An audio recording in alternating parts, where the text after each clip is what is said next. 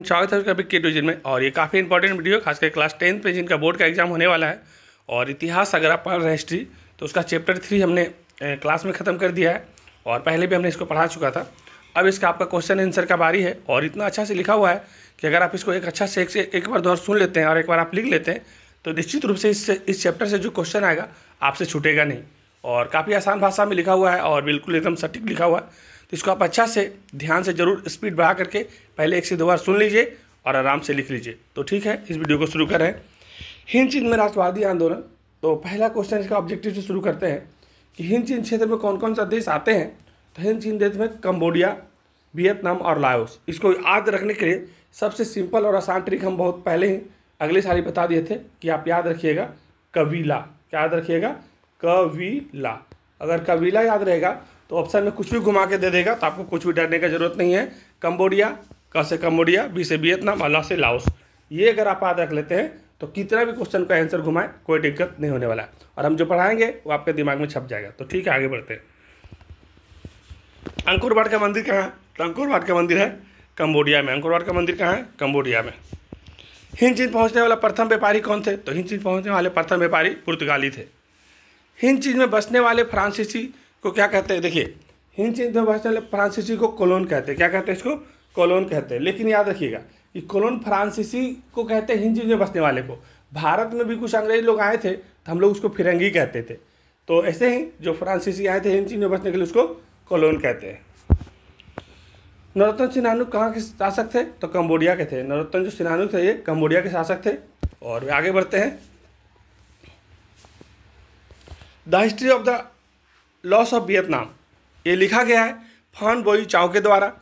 और मार्च 1946 में फ्रांस एवं वियतनाम के बीच होने वाला समझौता किस नाम से जाना जाता है? तो हनोई समझौता। देखिए, मार्च 1946 का दिखेगा हनोई समझौता। एक जेनेवा समझौता क्वेश्चन आता है, ये हुआ था 1954 में। एकदम याद रखिएगा कि ये दोनों में से एक क्वेश्चन आने का चांसेस विक्ट्री में रहता है। तो हनोई समझौता अगर पूछेगा 1946 में हुआ था, फ्रांस और वियतनाम के बीच में हुआ था।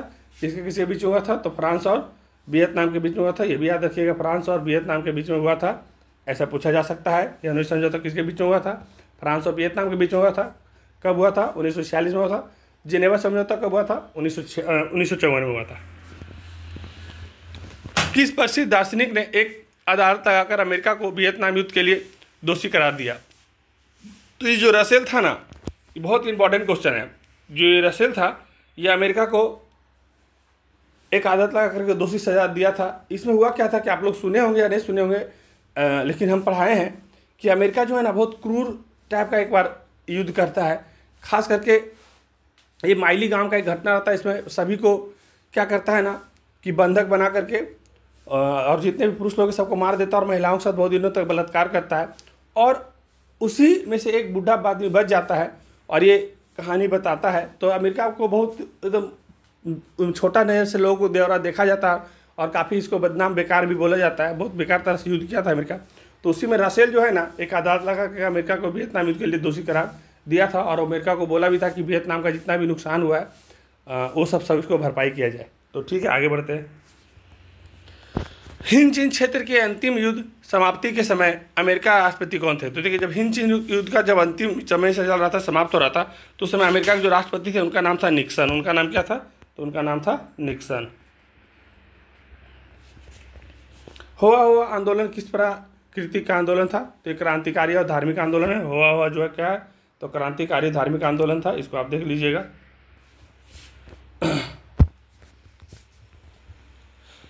Next fill in the blank में आ सकता है। तो ऐसा क्वेश्चन याद रख लीजिए, पढ़ लीजिए कि 12वीं शताब्दी में राजा सूर्यवर्मा द्वितीय ने अंकोर वाट मंदिर का निर्माण करवाया था। इसमें 2 क्वेश्चन बनेगा, एक ही क्वेश्चन पे मत जाइए। इसमें 2 क्वेश्चन बनने का चांसेस पूरा है। तो देखिए, इसमें क्या क्वेश्चन बनता है कि अंकोर वाट का मंदिर का निर्माण किसने करवाया था? तो राजा सूर्यवर्मा ने करवाया था, है ना। कब हुआ था? तो 12वीं शताब्दी में हुआ था। डैश समझौता ने पूरे वियतनाम को 2 हिस्से में बांट दिया था। तो जेनेवा जो समझौता है वो वियतनाम को 2 हिस्से में बांट दिया था। और जेनेवा समझौता कब हुआ? तो 1954 में हुआ, याद रखिएगा। और हनोई समझौता 1946 में हुआ। हो चिंग मी का दूसरा नाम क्या था? तो हो चिंग मी का जो दूसरा नाम था न्यूगन आइको नाम था इसका, तो याद रख लीजिएगा। हो चिन का जो दूसरा नाम था न्यूगन आइक्वोक। दिएन वियन फू के युद्ध में डैश ने बुरी तरह फ्रांस मतलब हार गया था। तो दिएन वियन फू के युद्ध में फ्रांस जो है ना वो बुरी तरह से हार गया था। और अनामी दल का संस्थापक तो जेन ग्युएन आई था। आगे बढ़ते हैं। अब हम लोग कुछ शॉर्ट क्वेश्चन में लेके चलते हैं, इसको अच्छा से ध्यान से सुनिएगा। एक तरफा अनुबंध व्यवस्था क्या थी? देखिए एक तरफा मतलब तो आप समझते होंगे ना, एक तरफा प्यार, एक तरफा बात, एक तरफा कोई चीज़, एक तरफा मतलब वन साइडेड होता है। अब इसी में से एक तरफा अनुबंध व्यवस्था क्या है?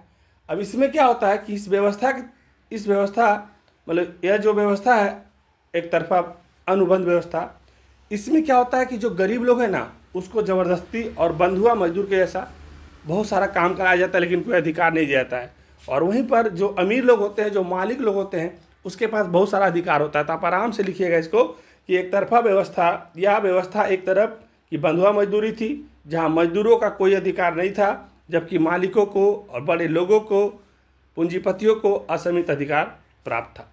तो ये हो गया एक तरफा अनुबंध व्यवस्था। आगे बढ़ते हैं। बाओ दाई कौन था? बाओ दाई ये दक्षिणी वियतनाम का एक प्रांत उन्नाम का शासक था। और ये जो प्रांत आप उन्नाम देख रहे हैं ना, ये काफ़ी चर्चिला है क्योंकि इसके चलते ही युद्ध होता है। इसको कब्जा करने के लिए बहुत सारा कोशिश करता है फ्रांस।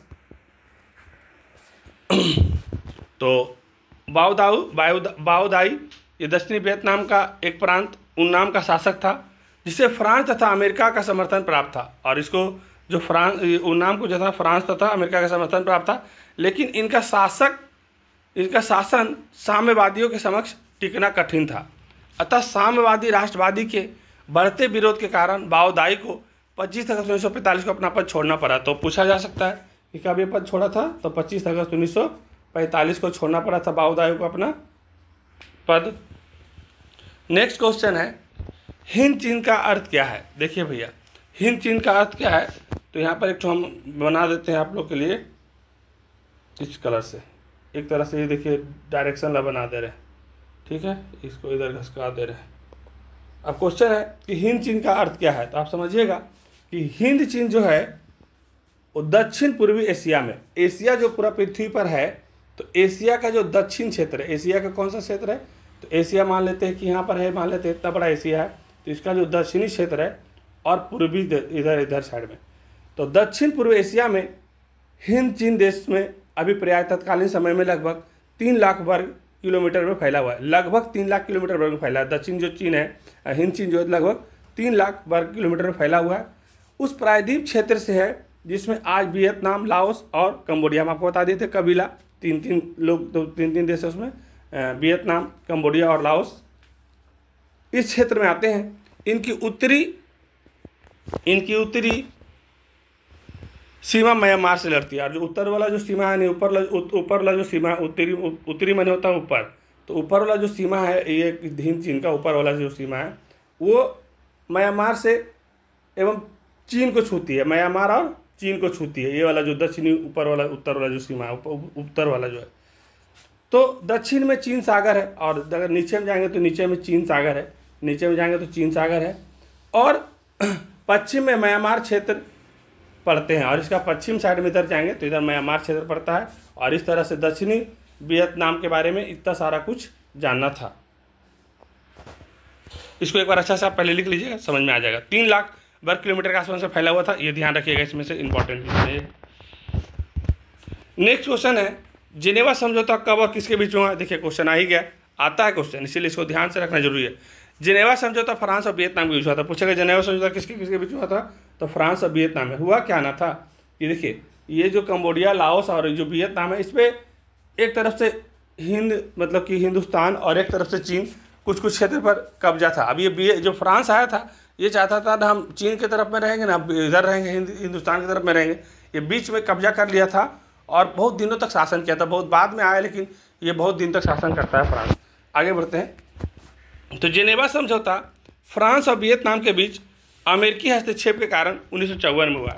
तो पूछा जा सकता है कि जिनेवा समझौता कब हुआ था, तो 1954 में हुआ था। किसके किससे जो था, फ्रांस और वियतनाम के बीच में हुआ था।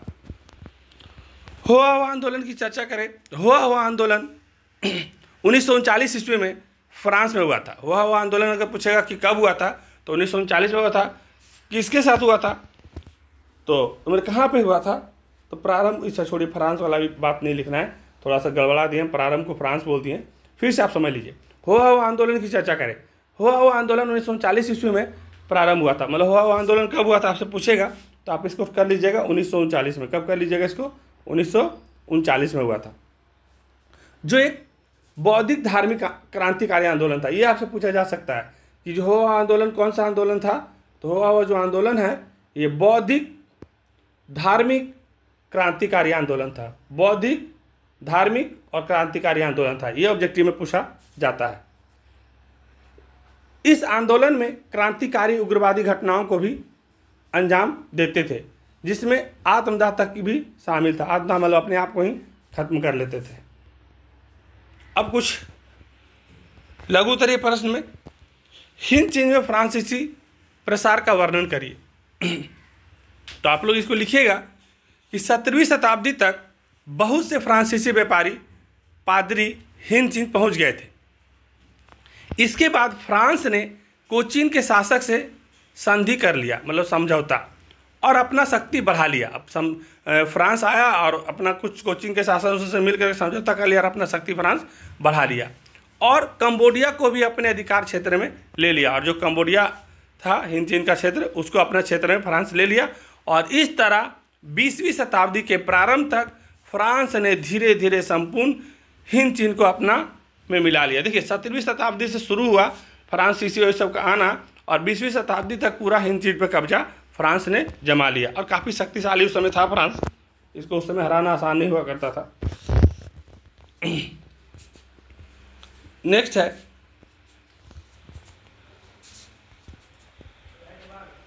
देखिए इसमें से क्वेश्चन ज़्यादातर इस नाम से पूछेगा। ये सब चीज़ आप लोगों को सब जगह बताया नहीं जाएगा, इसलिए इसको पहले ध्यान से सुनिए कि रासायनिक हथियारों एवं एजेंट ऑरेंज का वर्णन करिए। तो आपसे डायरेक्ट पूछ सकता है कि एजेंट ऑरेंज क्या है, ये डायरेक्ट पूछ सकता है कि एजेंट ऑरेंज क्या है, या एजेंट ऑरेंज नहीं बोलेगा तो आप ध्यान रखिएगा कि रासायनिक हथियार के बारे में बात करेगा। एजेंट ऑरेंज जो है ना, इसी में रासायनिक हथियार का उपयोग किया गया था और इसी के नाम से क्वेश्चन बनता है। तो कभी कभी अगर ऐसा लिख दिया रासायनिक हथियार या रासायनिक हथियार नहीं लिखा, तो एजेंट ऑरेंज में ही रासायनिक हथियारों का प्रयोग हुआ था। क्वेश्चन को ध्यान से समझ लीजिएगा ना, तो आंसर आपका आसानी से एग्जाम में लिखा जाएगा।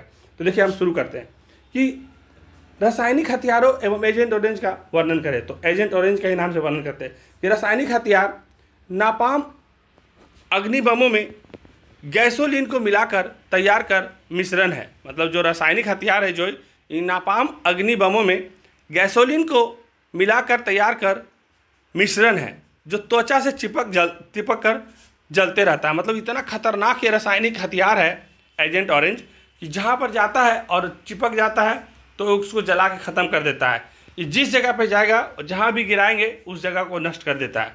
एजेंट ऑरेंज के बारे में अगर आपसे पूछा जाएगा तो आप लिखिएगा कि एक ऐसा जहर था जिससे पेड़ों की पत्तियां तुरंत झुला जाती थी। आप कहीं भी पेड़ पौधा पर गिराते थे, और अमेरिका जो है वियतनामी युद्ध में इसको खूब उपयोग किया था और जाके गिरा दिया था, उसका पूरा खेत उत सब खत्म कर दिया था ताकि उसका पूरा फसल नष्ट हो जाए, उसका आर्थिक स्थिति खराब हो जाए, है ना। तो पेड़ का जो पत्तियाँ पूरा झुला जाता था एवं पेड़ पूरा तरह से मर जाते थे। जंगल को भी ख़त्म करने के लिए इसका उपयोग किया जाता था। अमेरिका इसका इस्तेमाल जंगलों के साथ साथ खेतों और आबादी दोनों पर किया। मतलब आदमी लोग भी मर जा रहा था, खेत भी मर जा रहा था, और जमकर इसका प्रयोग किया। और इस जहर का असर इतना हो गया कि आज भी लोग जो वहाँ पैदा लेते हैं जन्मजात, तो लूल्हा लंगड़ा पैदा होते हैं। सोचिए कितना खराब टाइप का केमिकल है, और अमेरिका कितना गलत तरीका से युद्ध किया है, बहुत अलग अलग तरह का काम किया। अमेरिका आज भले कितना अपने आप को महान कह ले, लेकिन उसके पास इंसानियत नाम का कोई चीज़ नहीं था। आगे बढ़ते हैं। हो चिन मिन के बारे में संक्षिप्त में लिखें। हो चिन मिन 1917 को पेरिस में साम्यवादियों का एक गुट बनाया। साम्यवाद से प्रेरित होकर उसने 1925 में वियतनामी क्रांतिकारी दल का गठन किया। अंत में उन्होंने वियतनाम के सभी गुटों को एकजुट कर वियतनाम कम्युनिस्ट पार्टी की स्थापना किया, जो पूर्णतः उग्र विचारों पर चलने वाला एक पार्टी था। मतलब हो चिन जो था ये 1917 में पेरिस में जितना भी साम्यवादी था वो लोग का एक गुट बना लिया था और उन लोग को प्रेरित कर मतलब उन लोग से प्रेरित होकर के 1925 में वियतनामी क्रांतिकारी दल का गठन किया। तो इसमें ऑब्जेक्टिव क्वेश्चन पूछेगा कि वियतनामी क्रांतिकारी दल का गठन कब हुआ, तो 1925 में हुआ। ये कुछ इंपॉर्टेंट क्वेश्चन जो रहता है उसको आपको करना चाहिए। और बाकी आगे बढ़ते हैं।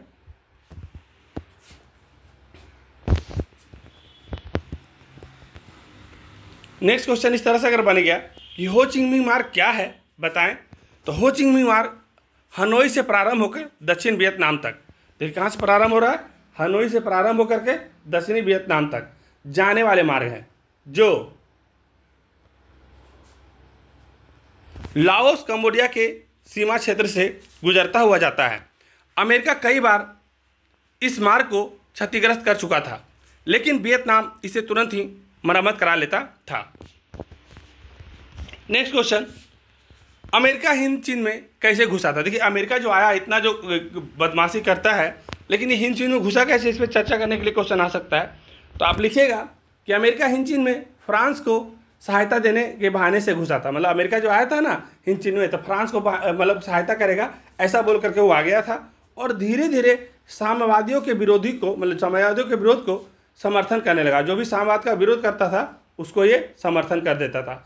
इन्हीं परिस्थितियों में मई 1954 के जेनेवा समझौतों के बाद दक्षिणी वियतनाम में अमेरिका का समर्थन वाला पूंजीवादी सरकार बन गया। तब देखिए यहाँ पर एक क्वेश्चन इंपॉर्टेंट घुस गया है कि 1954 में जो जेनेवा समझौता हुआ तो क्यों हुआ था। तो ये सब जो परिस्थिति था ना जिसमें अमेरिका घुस गया, धीरे धीरे साम्यवादी को जो विरोध करता था उसका समर्थन करने लगा और दक्षिणी वियतनाम में अमेरिका का समर्थन जो था वो पूंजीवादी सरकार बनाने लगा। मतलब इस अमेरिका पैसा वाला था या पूंजीपति को ही सपोर्ट करता था। तो इसका 50 एक बार लिख लीजिए।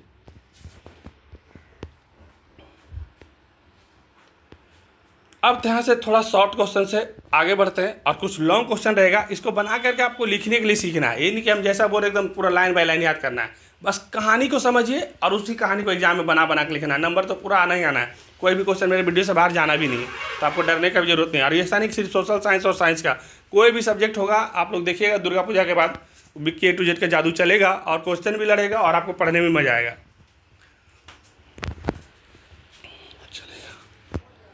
तो लॉन्ग क्वेश्चन में चलते हैं। हिंद चीन में उपनिवेश स्थापना का उद्देश्य क्या था। तो देखिए हिंद चीन में उपनिवेश व्यवस्था का कई सारा उद्देश्य था। तो सबसे पहले देखेंगे इसके कई कारण थे, जैसे पहले से लिख देंगे आर्थिक कारण, व्यापारिक कारण और एक और है इसका कारण, एक है यूरोपियन सभ्यता का विकास करना। तो हम फिर से पीछे चलते हैं और सबसे पहले हिंद चीन में उपनिवेश स्थापना का उद्देश्य था। तो सबसे पहले तो पैसा ही सबसे बड़ा चीज़, किसी को भी कोई उपनिवेश क्यों बनाएगा, किसी को गुलाम क्यों बनाएगा, पैसा कमाने के लिए, ज़्यादा से ज़्यादा उसका शोषण करने के लिए। तो आर्थिक कारण, तो सबसे पहले आर्थिक कारण समझिए कि वियतनाम एक कृषि प्रधान देश था। यहाँ चावल और रबड़ का उत्पादन होता था। मतलब वियतनाम इतना अच्छा देश था कि वहाँ पर खेती उती के लिए पूरा हरियाली भरा हुआ था। चावल मतलब जो भी पानी वाला क्षेत्र होता है ना, जो दलदली क्षेत्र होता है, बहुत सारा चावल होता है, तो वो सब जगह पे चावल बहुत अच्छा होता था। रबड़ का खेती उत्पादन अच्छा होता था। यहाँ विभिन्न प्रकार के खनिज पदार्थ जैसे कोयला, टीन, जस्ता, टंगस्टन, क्रोमियम, मतलब समझिए कि वहाँ का जो क्षेत्र होगा वो एक तरह से जो कौन सा चट्टान होता है, कौन सा पत्थर होता है, छोटा नागपुर का जो पठान है, हाँ पठारी क्षेत्र सब भी होगा। तो वहाँ पर ये सब पठारी क्षेत्र में खनिज पदार्थ सब पाया जाता है। तो विभिन्न प्रकार के खनिज पदार्थ जैसे पाए जाते थे, कोयला, टीन, जस्ता, टंगस्टन, क्रोमियम, इनका उपयोग फ्रांसीसी अपने उद्योग के विकास में करना चाहते थे। देखिए इसका कारण यही था ना कि हिंद चीन में उपनिवेश का स्थापना करना, जो हिंद चीन जो आकर के कब्जा करता है फ्रांस वाले लोग और कुछ हद तक चीन वाले लोग और बाद में अमेरिका भी आते हैं। तो मेन कारण यही रहता है कि उसका आर्थिक शोषण किया जाए। भारत को भी गुलाम इंग्लैंड लोग इसीलिए जो बनाया था कि इसका सोने का चिड़िया कहे जाने का भारत को काफ़ी शोषण हुआ और कुछ हद तक हिंद चीन में भी ऐसा ही चला और काफ़ी शोषण हुआ हिंद चीन में। उसमें वियतनाम पे काफ़ी दिक्कत आया, बहुत सारा घटना वियतनाम में ऐसा हुआ जो नहीं होना चाहिए। हम लोग पढ़ करके जब सीखे, जब समझे, तो मेरे को लगता है कि आज अमेरिका अपने आप को इतना शक्तिशाली सब कुछ दिखाता है, लेकिन बहुत क्रूर लोग था एकदम। उसके पास इंसानियत नाम का कोई चीज़ था ही नहीं। आगे पढ़ेंगे, एक माइली गांव का घटना है, बहुत ही बेकार और डरा देने वाला घटना है। आज के समय में ऐसा घटना तो बड़ा अजीब लगता है। तो देखते हैं। तो ये आर्थिक कारण के चलते क्या किया कि हिंद चीन पे उपनिवेश लोग का स्थापना हो गया, जिसमें उद्योग का विकास करेगा, चावल उवल का खेती को अपना कब्जा में ले लेगा और बहुत सारा जितना भी उसका खनिज पदार्थ संसाधन है उसका काफ़ी उपयोग करेगा। कुछ व्यापारिक कारण भी था। व्यापारिक कारण क्या था, तो फ्रांस को डच एवं ब्रिटिश व्यापारिक कंपनियों की प्रतिस्पर्धा का मतलब प्रतिस्पर्धा मतलब होता है कंपटीशन, इसका मतलब होता है कंपटीशन मतलब टक्कर। तो फ्रांस को डच एवं ब्रिटिश व्यापारियों कंपनियों की प्रतिस्पर्धा का सामना करना पड़ता था। चीन में अनेक व्यापारिक प्रतिद्वंद अंग्रेज थे। भारत में फ्रांसीसी कमज़ोर हो गए थे और भारत में जो फ्रांसीसी था वो कमज़ोर हो गया था। अतः आर्थिक तथा व्यापारिक दृष्टिकोण से फ्रांसीसी के लिए हिंद चीन सुरक्षित थे और इसीलिए जान गया था कि फ्रांस का स्थिति जब पहले से खराब हो गया था तो जान गया कि अब हम चीन की तरफ भी जाएंगे तो भी हम नहीं सकेंगे, भारत की तरफ भी नहीं सकेंगे। तो ये बीच वाला क्षेत्र को चुन लिया और हिंद चीन जो सुरक्षित लगा फ्रांस को, वहाँ पर जा करके उन्होंने भारत और चीन दोनों जगह को संभाल सकता था और वो सोचा कि हम बीच में चले जाएंगे तो उधर भी संभाल लेंगे इधर भी संभाल लेंगे। और औद्योगिकरण के लिए कच्चे माल की आवश्यकता उपनिवेश से होती है और जितना भी औद्योगिकरण विकास करेगा कल कारखाना फैक्ट्री का तो कच्चा माल कहाँ से लेगा, तो जिसको वो अपना शासन अंदर में रखेगा उपनिवेश बना करके उसी से लेगा। तो व्यापारिक कारण हो गया, आर्थिक कारण हो गया। अब हम लोग बढ़ते हैं यूरोपीय सभ्यता का विकास करना। और तीसरा बोल करके क्या आया था ना कि हम आएंगे और इसका विकास करेंगे। देखिए कोई विकास करने के लिए नहीं आता, सब अपना फायदा करने के लिए आता। उपनिवेश किसी कोई बना रहा तो विकास करने के लिए कोई नहीं आता। तो फ्रांसीसी का जो एक उद्देश्य था कि हिंद चीन वासियों का यूरोपीय सभ्यता से अवगत कराकर उन्हें सब बनाना था। इसके अतिरिक्त कैथोलिक धर्म का प्रचार भी उपनिवेश स्थापना का एक उद्देश्य था। सबसे बड़ा बात था कि अपना धर्म का प्रचार करना चाहता था, अपने आप को शक्तिशाली बनाना चाहता था, ज़्यादा से ज़्यादा धन संपत्ति लूटना चाहता था, यही इसका मकसद था। तो तीसरा पॉइंट को अच्छा से आप लिख लीजिएगा। और ये काफ़ी क्रूर घटना, इसको देखिएगा सुनिएगा तो लगेगा कि क्या अमेरिका और क्या ही ये घटना, इस घटना से ही हम इस पूरा चैप्टर को 2 बार पढ़ें और मेरे को बड़ा अजीब लगता है। तो ये क्वेश्चन बनने का भी चांसेस रहता है, आप इसको एक बार सुनिएगा समझ में आ जाएगा। माइली गांव की घटना क्या थी, इसका क्या प्रभाव पड़ा, आप इसको आराम से लिख लीजिए और एक बार हम बोलेंगे और आप सुन के समझ जाइए कि कितना खतरनाक घटना हुआ था। तो ये माइली गांव का जो घटना है ये दक्षिणी वियतनाम में एक गांव था जहां के लोगों को वियतकांग समर्थक अमेरिका सेना ने पूरे गांव को घेर लिया। मतलब दक्षिणी वियतनाम में जो माइली गांव का घटना हुआ, तो जो माइली गांव है वहां पर जो थे वियतकांग समर्थक, उसी को वियतकांग समर्थन मतलब वियतनाम को समर्थन करने वाला मान करके अमेरिका क्या किया कि पूरा गांव को क्या किया, पूरा गांव को घेर लिया। पूरा गांव को क्या किया, ऐसे घेर लिया। और पूरा गांव को घेर लेने के बाद जितने भी पुरुष थे सभी को मार डाला। औरतों और बच्चियों को बंधक बनाकर कई दिनों तक सामूहिक बलात्कार किया गया और फिर उन्हें मारकर पूरे गांव में आग लगा दिया गया। लाशों के बीच में दबा हुआ एक बुढ़ा जिंदा बच गया जिसने इस घटना को उजागर किया।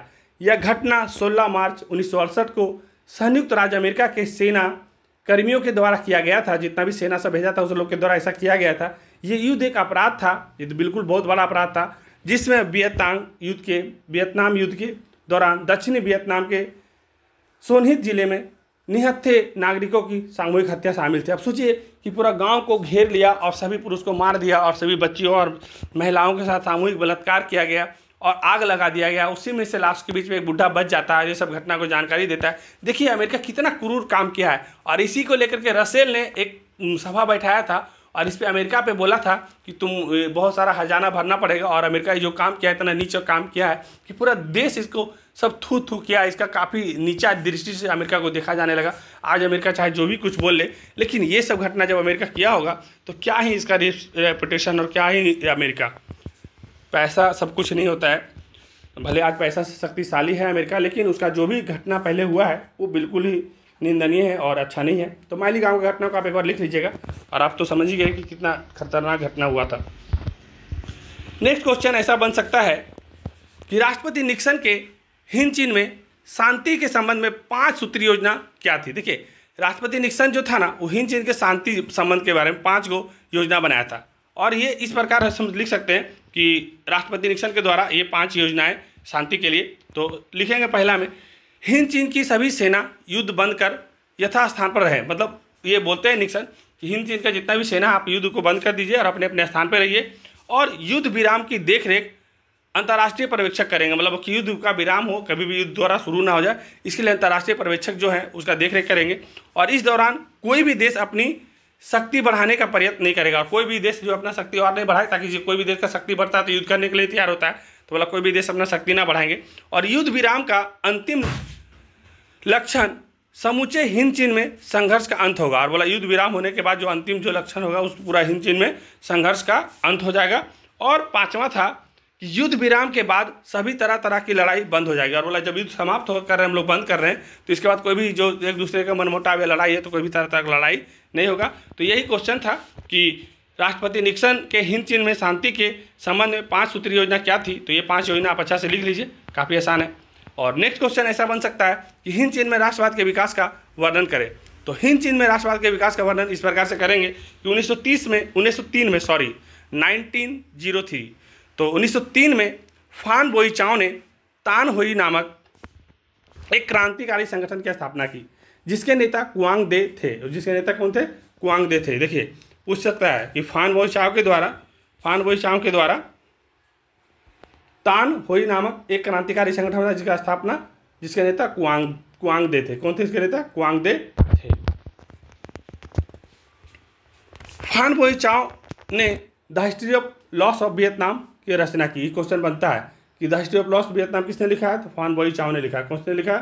तो फान बोईचाओ ने the history of the loss of Vietnam की रचना इन्होंने किया है। फान बोईचाओ जो है तो फान चू त्रिन राष्ट्रवादी आंदोलन के राजतंत्रीय स्वरूप को गणतंत्रवादी बनाने का प्रयास किया।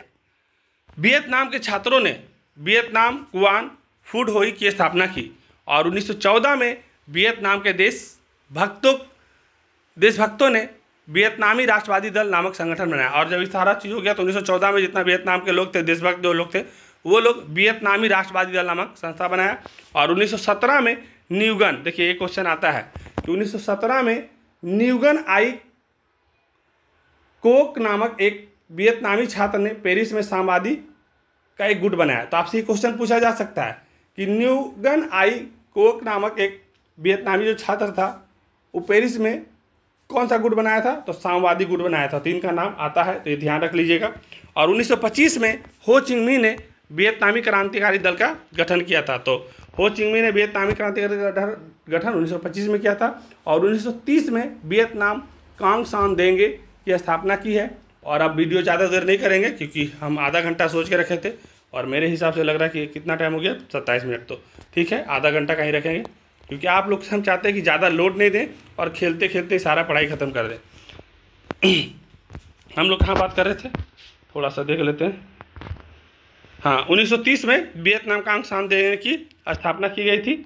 और उसके बाद फ्रांसीसी शोषण के साथ साथ उसके द्वारा किए गए सकारात्मक कार्य को समीक्षा करें। देखिए इस वीडियो का ही लास्ट स्लाइड है, लास्ट क्वेश्चन है, इंपॉर्टेंट क्वेश्चन, इसको समझिए अच्छा से कि जो फ्रांसीसी जो था वो तो हिंद चीन में आया और सबका शोषण ही कर रहा था, उपनिवेश बना दिया था, लेकिन उसके साथ कुछ कुछ विकास का काम किया, उसके बारे में लिखना है। देखिए पहले बातों को समझिए कि हम लोग पास जैसे जब अंग्रेज आया था, हम लोग पर जब शासन करता था तो हम लोग का शोषण तो किया है, हम लोग का अत्याचार तो किया है, लेकिन कुछ विकास का काम किया, जैसे रेलवे लाइन बिछाया, जैसे रोड बनाया, जैसे हम लोग को अपना अंग्रेजी सिखाया, ये सब सारा कुछ किया। वैसे अंग्रेज ऐसे फ्रांस भी करता है हिंद चीन में, लेकिन देखिए इससे फ़ायदा हम लोग को जितना हुआ उससे ज़्यादा फायदा वो अपने फ़ायदा के लिए किया था। लेकिन अब उसका विकास के नाम पे हम लोग को दिखाना पड़ता है कि हाँ हम लोग को अंग्रेजी सिखाया। अंग्रेजी हम लोग को इसलिए सिखाया था ताकि हम उसका बात समझ सके, उसका काम ज़्यादा से ज़्यादा कर सके। हम लोग के यहाँ रेलवे लाइन इसलिए बिछाया था ताकि ज़्यादा से ज़्यादा सामान ढो करके वो ले जा सके। हम लोग के हर तरफ रोड इसलिए बनवाया था ताकि कहीं भी जाकर के कच्चा माल उठा करके एक जगह से दूसरी जगह ले जा सके। अपना फायदा के लिए सारा विकास किया है, लेकिन उसी के चलते हम लोग भी सीख चुके हैं तो उसका विकास के नाम में जोड़ देते हैं। तो ऐसे ही फ्रांसीसी शोषण के साथ साथ उनके द्वारा किए गए सकारात्मक कार्यों की समीक्षा करें तो आप लिखिएगा कि फ्रांसीसी शोषण के साथ साथ हिंद चीन में कई सकारात्मक कार्य भी किया, जो इस प्रकार है। जैसे फ्रांसीसी ने नहरों को एक जलाशय का समुचित प्रबंधन किया। जितना भी फ्रांसीसी लोग जो थे तो जितना भी जलाशय उलाशय था उसको एकदम प्रबंधन कर दिया, नहर वहर बना दिया ताकि ज़्यादा से ज़्यादा कृषि लोग को सिंचाई करने का सुविधा मिले, ज़्यादा ज़्यादा उत्पादन बढ़ जाए। और जितना ज़्यादा सिंचाई होगा उतना उत्पादन बढ़ेगा, तो सिंचाई रुके नहीं, इसका पूरा व्यवस्था कर दिया। जितना बंजर अयोग भूमि था, मतलब बंजर था, पूरा गड्ढा था, दलदल था, जहाँ पर कोई खेती नहीं होता, उस सब भूमि को एकदम अच्छा बना दिया और ज़्यादा से ज़्यादा कृषि करने के लिए क्षेत्र को बढ़ा दिया गया ताकि ज़्यादा से ज़्यादा फसल हो। और इस प्रयास के बाद कृषि के क्षेत्र में फ्रांसीसी वियतनाम को विश्व का तीसरा चावल निर्यातक देश बना दिया। और इतना सारा जगह पर चावल उत्पादन करने की खेती बना दिया, पानी का इतना सुविधा कर दिया कि पूरा दुनिया में वियतनाम विश्व में पूरा चावल में तीसरा उत्पादक देश होती। क्वेश्चन बन सकता है ऑब्जेक्टिव में, इसको याद रखिएगा कि वियतनाम जो विश्व का कितना चावल उत्पादक देश था तो तीसरा चावल उत्पादक देश बन गया था। और ये फ्रांस ने अपने फायदे के लिए किया था। और चौथा क्या हुआ था, एक विशाल रेल मार्ग का निर्माण किया था, और एक विशाल रेल मार्ग का निर्माण किया था मतलब एक बड़ा सा रेलवे लाइन का विस्तार किया था, ताकि जगह जगह सब जगह जाकर के सामान उठा के अपना देश ले जा सके। और सड़कों का विस्तार किया, पूरा सड़क उड़क सब जगह बना दिया ताकि कहीं भी सुविधा नहीं हो, अपना गाड़ी सब जगह चले। पुरानी शिक्षा के स्थान पर लोगों को फ्रांसीसी भाषा में शिक्षा देने लगा। जो पुराना शिक्षा चल रहा था वियतनाम में, हिंद चीन में, उस सबको जगह पर फ्रांसीसी शिक्षा देने लगा, ताकि फ्रांसीसी लोग इसका ज़्यादा से ज़्यादा बात मान सके, सुन सके, समझ सके, अपने फ़ायदा के लिए। लेकिन विकास तो किया था, तो हम इसको अच्छा से लिख देंगे। और जय श्री कृष्ण, आप लोग का जन्माष्टमी आने वाला है, तो इसके लिए भी आप लोग रेडी रहिए। और बाकी आप लोग को पढ़ाई को एकदम आसानी से लेना है, कोई भी हड़बड़ गड़बड़ का ज़रूरत नहीं है, क्योंकि हम जब तक यहाँ पे हैं तो आप इतना जान लीजिए, क्लास 10th हो या क्लास 12th हो, हम भले ही वीडियो कम बना पाते हैं, मेरे पास टाइम थोड़ा कम रहता है, आप लोग को पता होगा, लेकिन इतना जान लीजिए कि जितना वीडियो आएगा और जितना टाइम बचा हुआ है वो काफ़ी इंपॉर्टेंट टाइम बचा हुआ है। हम चाहे वो 10th का एग्जाम होगा चाहे 12th का एग्जाम होगा, आप लोग देख लीजिएगा। जिस तरह से हम लोग पढ़ा करके भेजेंगे और जिस तरह हम लोग बता के भेजेंगे, क्वेश्चन बिल्कुल उसी प्रकार का आना है, और डरने का जरूरत तो बिल्कुल किसी को है नहीं। हाँ, कुछ लोग होते हैं कि जो पढ़ाई करते हैं उनको डर लगता है, जो नहीं पढ़ते हैं उसको डर नहीं लगता है। तो कहा भी जाता है कि more study more tension, no study no tension. तो जो जितना ज़्यादा पढ़ते हैं उनको टेंशन होता है, लेकिन आपको टेंशन लेने की जरूरत नहीं है। जब तक भी K to Z आपके साथ है, आपको पढ़ाई के लिए कभी नहीं डरना है, और एकदम हल्का में चटनी बना करके आप लोग को आराम से अच्छा से एग्जाम करवा देंगे। तो ठीक है, इस वीडियो को समाप्त कर रहे हैं। अगर आप लोग को अच्छा लगे तो जरूर लाइक करिएगा, और जो सब्सक्राइब नहीं किया सब्सक्राइब करिए, क्योंकि जब तक 1000 सब्सक्राइबर होगा नहीं तो विक्रम सर लाइव आएंगे नहीं। तो लाइव क्लास चाहिए तो इसको 1000 तक जल्दी से पहुंचाइए। और आने वाला टाइम में जन्माष्टमी है, उसका भी तैयारी करिए। तो हम लोग पहले से रेडी है सारी चीज़ों के लिए, आप लोग भी रेडी रहिए। धन्यवाद।